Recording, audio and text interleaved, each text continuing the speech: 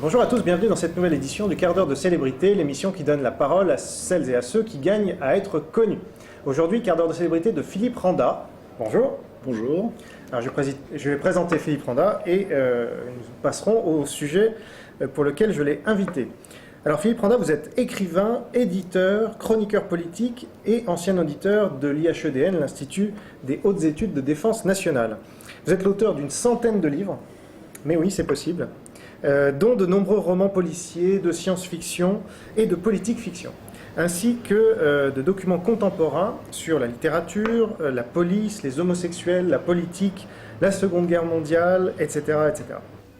Vous êtes cofondateur de la librairie parisienne Primatis et fondateur des catalogues de vente par correspondance France-Phi. Vous êtes également fondateur des éditions de l'Ancre en 1995, de Du Alpha en 1997 et de D'Eterna en 98 probablement. Voilà. Vous êtes enfin le rédacteur en chef du bimensuel Flash, qui s'appelle Flash Info Magazine. Co-rédacteur en chef pour être... Co-rédacteur en chef, très bien. Sur les sujets de politique et de société. Parfait. Alors, je vous ai invité parce que vous êtes l'éditeur d'un livre qui était interdit en France depuis le 25 mai 1990, donc il y a tout juste 20 ans, à savoir les protocoles de Sages de Sion, des Sages de Sion. Pardon. Alors, pouvez-vous nous expliquer pourquoi ce livre était interdit depuis 20 ans et pourquoi il ne l'est plus ? Alors, pourquoi l'éditer? Pourquoi pas? Pourquoi pas, puisque effectivement, grâce à Maître Éric Delcroix, qui dans un procès a fait abolir un article de loi, l'article de loi qui interdisait une publication comme celle des protocoles des Sages de Sion. Donc, petite précision, donc c'était la Cour administrative d'appel de Paris qui a reconnu que l'article 14 n'était pas conforme à l'article 10 de la Convention européenne de sauvegarde des droits de l'homme et des libertés fondamentales. Voilà. Comme quoi l'Europe n'a pas que des mauvaises choses, notamment au niveau de ses lois. C'est un livre qui a maintenant plus d'un siècle. Déjà par principe, interdire qu'un livre ne soit pas disponible est pour moi parfaitement inadmissible. Ensuite, ce livre était interdit, certes, mais alors des copies circulaient depuis Internet, alors encore beaucoup plus, mais des copies, j'ai eu des exemplaires, moi, entre les mains, sous le manteau des protocoles des Sages de Sion, totalement plus aberrantes les unes que les autres, parce que tout le monde voulait rajouter, tous les antisémites complotistes, même des juifs ont rajouté des choses pour noircir ce livre, pour augmenter, et ça devenait n'importe quoi, et c'était un livre qui devenait mythique. Alors mythique pour qui? Mythique évidemment pour tous les théoriciens du complot, pour tous les antisémites, pour tous les juifs aussi, quand je dis tous les juifs, non, pour nombre de juifs qui voyaient ce livre comme le mal absolu, comme la chose abominable. Et plus on décrit un livre comme quelque chose de terrible, plus ça excite des gens de vouloir le découvrir en disant « mais c'est quoi ce livre? Qu'est-ce qu'il y a de si terrible que ça ?» C'est-à-dire que c'est connu dans l'interdiction, on a vu avec la prohibition, voilà, etc. Ça encourage les gens à... Alors, sur le principe, je suis contre l'interdiction de tous les livres et de tous les sujets, quels qu'ils soient. Deuxièmement, il fallait arrêter dans le fantasme autour de ce livre. Troisièmement, c'est un livre passionnant, mais passionnant pas du tout pour les théories fumeuses du complot juif totalement aberrant. Nous l'expliquons, le docteur Bernard Plouvier a fait une présentation historique de ce livre, où il explique tout ce qui est arrivé historiquement à ce livre, comment il a pu être interprété, qui l'a utilisé, notamment tous les dictateurs. Parce que si on fait abstraction du fait que, c'est un faux, c'est un plagiat, pas le plagiat qu'on l'on croit d'ailleurs. Donc vous pouvez raconter, c'est l'histoire du tsar. Voilà, oui, ça a été... Alors, il y a énormément de versions sur le fameux plagiat. Il y en a même une que ne retient pas Bernard Plouvier, qui serait celle d'Urbain Goyer, qui est un journaliste, écrivain français, polémiste, antisémite, qui aurait été à la base de ce livre. Lui ne retient pas cette version-là. Il a étudié le protocole de Sages de Sion. Il est évident que c'est un plagiat en partie, pas en grande partie, en petite partie du livre de Maurice Joly, qui était un opposant à Napoléon III, du livre de Maurice Joly, du discours aux enfers entre Montesquieu et Machiavel. Mais ce livre de Maurice Joly est lui-même le plagiat d'un livre d'un auteur juif dont je n'ai plus le nom, c'est Bernard Plouvier le donne dans sa présentation, où il reprend les thèmes, comment museler, comment manipuler la presse. Il y a 3 chapitres comme ça, qui sont de cet auteur juif, je crois d'un siècle auparavant, repris dans les discours entre Montesquieu et Machiavel par Maurice Joly, et repris encore une fois par Nilius dans son exemplaire des protocoles des sages de Sion. Donc, l'édition que j'ai faite de ces protocoles des sages de Sion est précédée d'un long avant-propos du docteur Plouvier qui explique historiquement pourquoi c'est un faux et pourquoi tous les dictateurs l'ont utilisé, parce que là où est l'intérêt formidable de ce livre, c'est que c'est le manuel pour tout apprenti dictateur. Tous les dictateurs, Lénine, Mussolini, Kemal Atatürk, et tous les autres que je ne citerai pas, il a quand même eu un pouvoir fort. Pas autoritaire, mais il a repris des manières de gouverner qui sont dans les protocoles des sages de Sion. Hitler lui-même ou pas? Hitler, bien sûr, l'a lui aussi, mais tous ceux qui veulent avoir un pouvoir fort utilisent c'est le guide, c'est le manuel. C'est un peu comme Le Prince de Machiavel, ça fait partie ça fait partie de ces livres que tous les gens qui entendent gouverner un peuple, un pays, voire davantage, si affinité, vont lire, vont s'inspirer de ce qu'il y a dedans. Alors, pour en finir aussi sur la thèse du complot juif, il est explicitement écrit dans le livre de Nilius sur les protocoles des sages de Sion que la religion juive serait imposée à tous les peuples de la terre à la fin, au final, lorsqu'ils auraient gagné, lorsque tout le complot aurait réussi.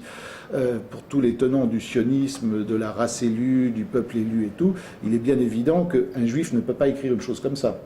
Donc le livre contient en lui-même tous les éléments prouvant qu'il faut laisser tomber la théorie fumeuse du complot juif. Ouais. De toute façon, on renvoie aux écrits de Pierre-André Taguier qui a bien analysé. Oui, il a analysé pour expliquer en long, en large, en travers que c'était un faux, bien évidemment, puisque le fameux congrès de Bâle du congrès sioniste, comme l'explique Bernard Plouvier, ils se sont plus engueulés tout au long de ce congrès que d'avoir comploté. C'est évident. Alors, évidemment, vous savez que certains vont vous soupçonner d'antisémitisme.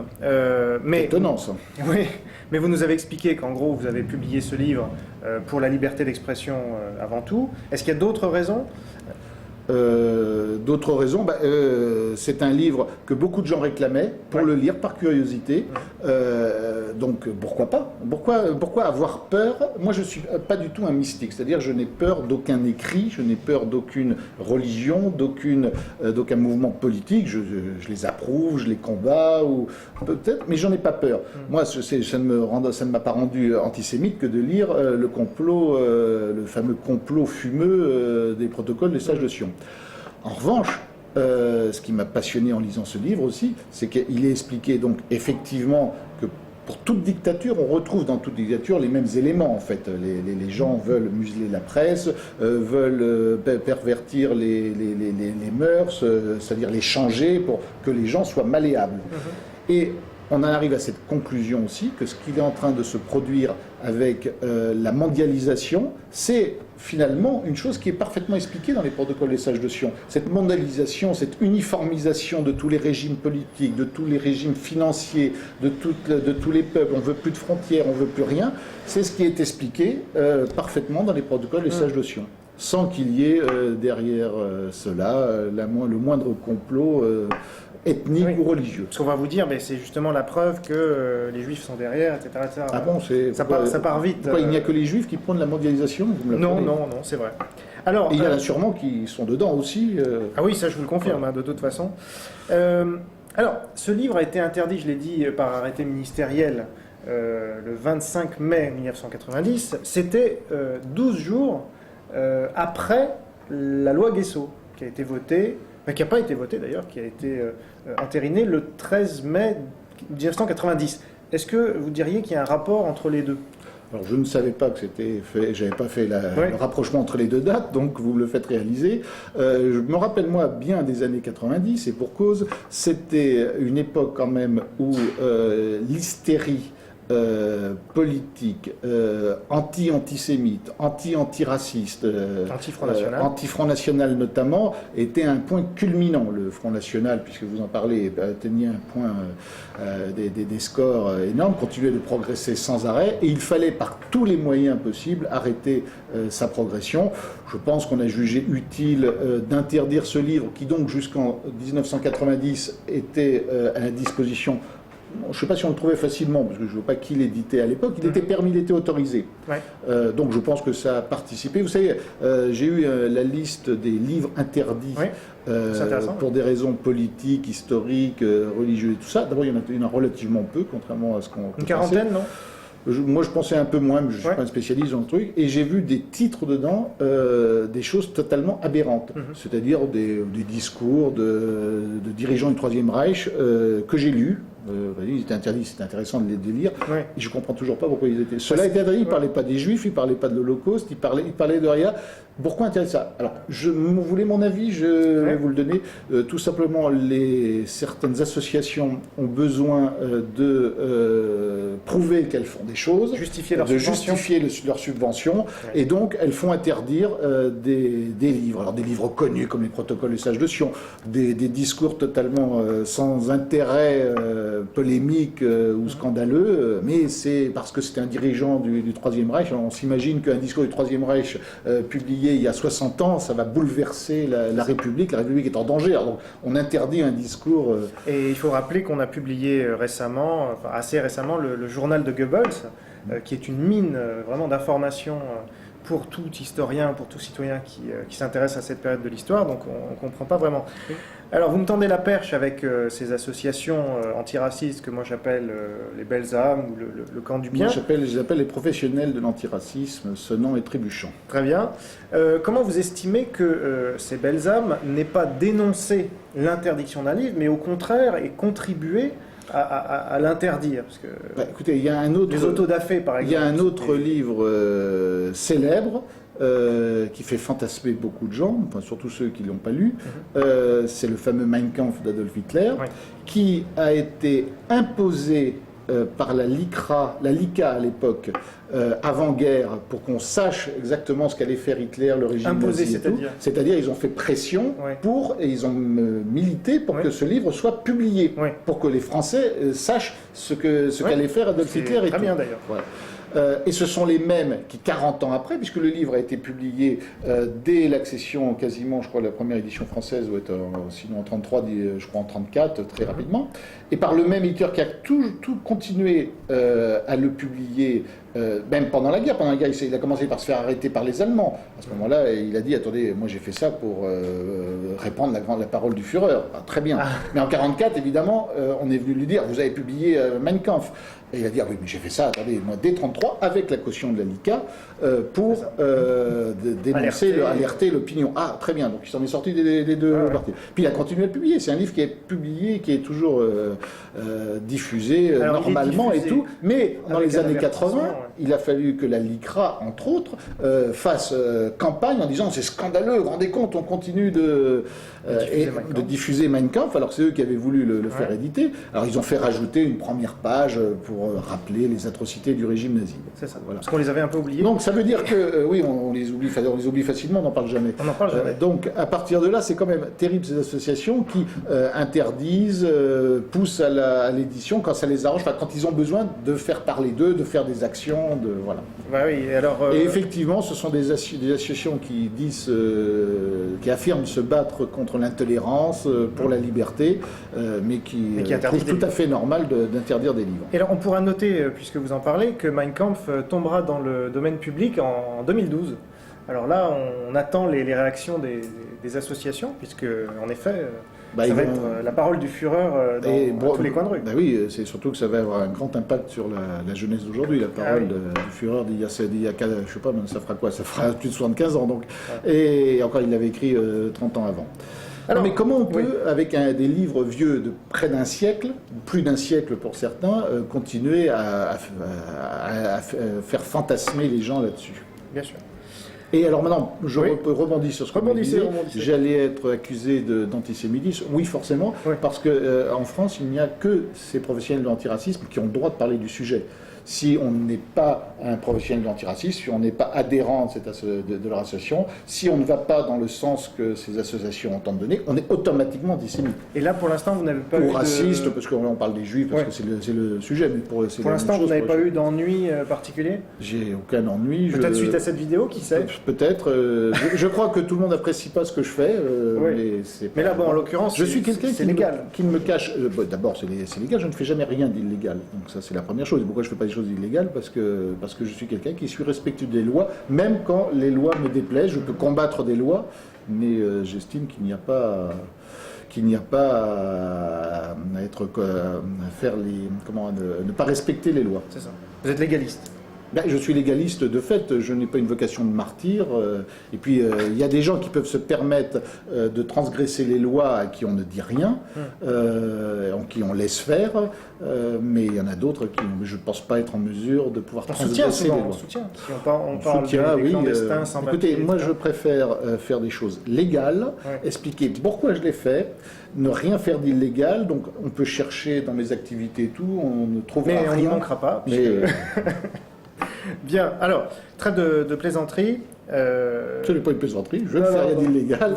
Non, je parlais de mes propres propos. Donc passons à la dernière question, puisque nous arrivons au terme de votre quart d'heure de célébrité. Profitez-en. Donc, vous travaillez, je l'ai dit, dans Flash, que vous avez cofondé. Souvent, Flash est associé à la personnalité d'Alain Soral. C'est une personnalité marquante, c'est normal. Voilà, très médiatique, people, on pourrait dire. Qu'est-ce que vous pensez de son positionnement pro-islam, pour être court? Alors, précisons les choses. Flash a été fondé par Jean-Émile Néomé. Nous sommes 3 piliers avec lui de Flash. Je veux dire piliers, c'est plus simple, parce une journaliste, Pauline, Alain Soral et moi-même. Donc Alain Soral n'est pas le fondateur de Flash, il est cofondateur bien sûr, mais il n'est pas le directeur de Flash, et Flash n'est pas la ligne politique d'Alain Soral, ni d'égalité et réconciliation. Très bien. Alain Soral a une page entière pour s'exprimer dans chaque numéro. Il y exprime en toute liberté ses idées, qui ne me déplaisent pas fondamentalement. C'est une première chose, mais donc ce n'est pas le journal d'Alain Soral, Alain Soral en est un des piliers. Ensuite, les idées pro-islamistes, moi je n'ai jamais lu que... Pro-islam. Pro-islam, pardon. Pro-islam. Non, ce n'est pas ce que j'ai lu sous la plume d'Alain Soral. Et pour en revenir à Flash, parce que moi je ne veux pas parler pour Alain Soral, invitez-le, vous essayez... je l'ai invité, mais il a refusé malheureusement. Il n'est pas pour le débat, Alain Soral. Ça le regarde, moi je suis venu avec grand plaisir. Moi je vais parler donc au nom de Flash, puisque vous me demandez mon avis. Flash ne participe pas à l'islamophobie générale de certains milieux, notamment à droite, la droite nationale et même de la gauche républicaine maintenant. Nous ne sommes pas islamophobes, nous ne confondons pas les problèmes liés à l'immigration, à l'islamisme de certains groupes radicaux et la religion, l'islam en elle-même. Et les musulmans. Et les musulmans. Voilà. Donc, c'est clair. Mais le fait de ne pas être islamophobe ne nous rend absolument pas islamistes. Ni islamophile. Ni islamophile. Je parlerai en mon nom. Ouais. Je ne suis pas chrétien. Je n'accorde pas mon soutien aux religions monothéistes. Je les respecte, mais ce n'est pas mon cas. Je ne vois pas pourquoi, n'étant pas chrétien, j'irai choisir l'islam et pourquoi. Ce n'est pas ma culture ni ma religion. Parfait, ce sera le mot de la fin. Merci beaucoup Philippe Randa. C'est moi qui vous remercie. D'avoir accepté notre invitation pour parler une fois encore de liberté d'expression. Et donc n'oubliez pas que la liberté d'expression ne vaut que si elle est partagée par tous. Et à bientôt pour un nouveau quart d'heure de célébrité.